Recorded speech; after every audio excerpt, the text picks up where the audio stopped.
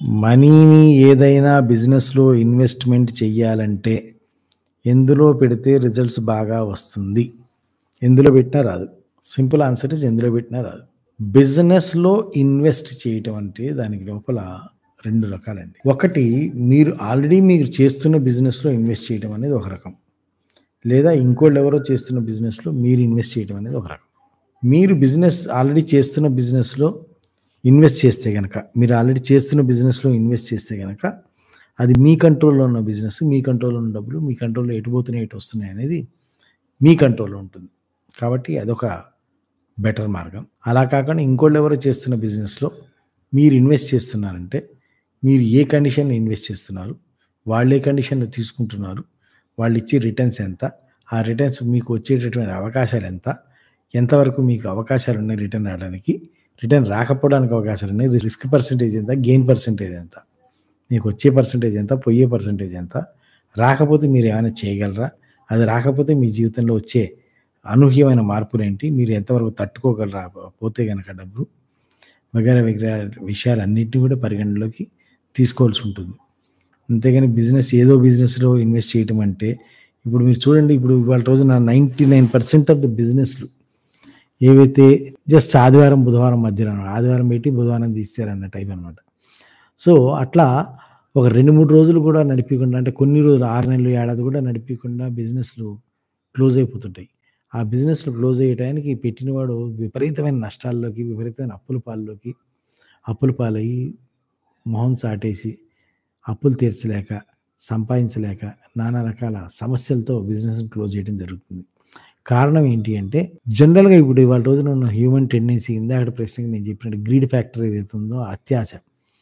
ఎవరో హోటల్ పెట్టారు, లేదా ఎవరో ఒక బట్టల కొట్టు పెట్టాడు, లేదా ఒక మొబైల్ షాప్ పెట్టాడు, లేదా ఒక టిఫిన్ సెంటర్ పెట్టాడు, లేదా వాడు ఇంకేదో కిరాణా షాప్ పెట్టాడు. బాగా నడిచింది, బాగా సంపాదిస్తున్నాడు. సో, బాగా నడుస్తుంది, బాగా సంపాదిస్తున్నాడు కాబట్టి ఈ ఊళ్ళో, ఈ సెంటర్‌లో ఆ బిజినెస్ పెడితే బావుంటుంది అని చెప్పి ఎంతయింది అని చెప్పి 10,00,000 అయింది, లేదా 20,00,000 అయింది, లేదా 30,00,000 అయింది, లేదా ₹1,00,00,000 అయింది. సో, ఆ డబ్బు మన దగ్గర ఉంది కదా! లేదా మనం ఆ డబ్బుని పోగు చేయగలం కదా! లేదా బ్యాంక్ లోన్ తీయగలం కదా! లేదా సగం డబ్బులు మన దగ్గర ఉన్న, సగం డబ్బులు వాడి దగ్గర, వీడి దగ్గర మనం తీసుకురాగలం కదా! తీసుకొస్తే వాడు సంపాదించినట్టు మనం కూడా సంపాదించేయొచ్చు కదా! సంపాదించేసి మనం తీర్చి పారేయొచ్చు కదా!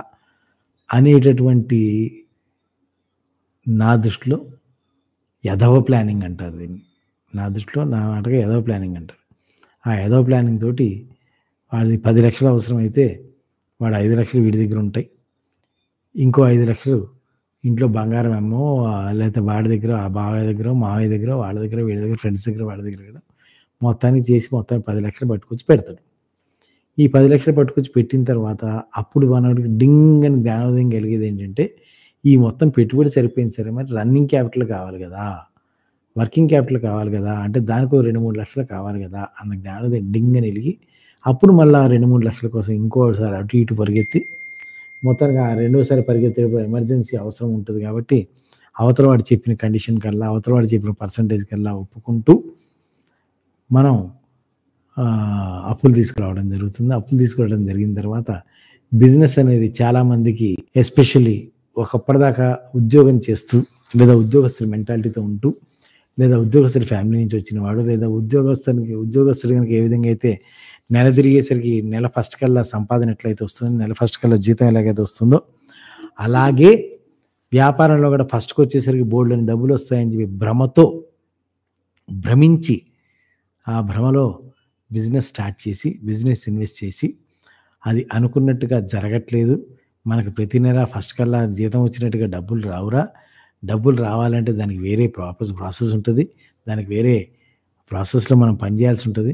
బిజినెస్‌ని ఇలా కూర్చొని షట్టర్ ఓపెన్ చేసి కూర్చుంటే వ్యాపారం నడవదు. వ్యాపారం నడవాలంటే దానికి చాలా ఆనుపానులుంటాయి.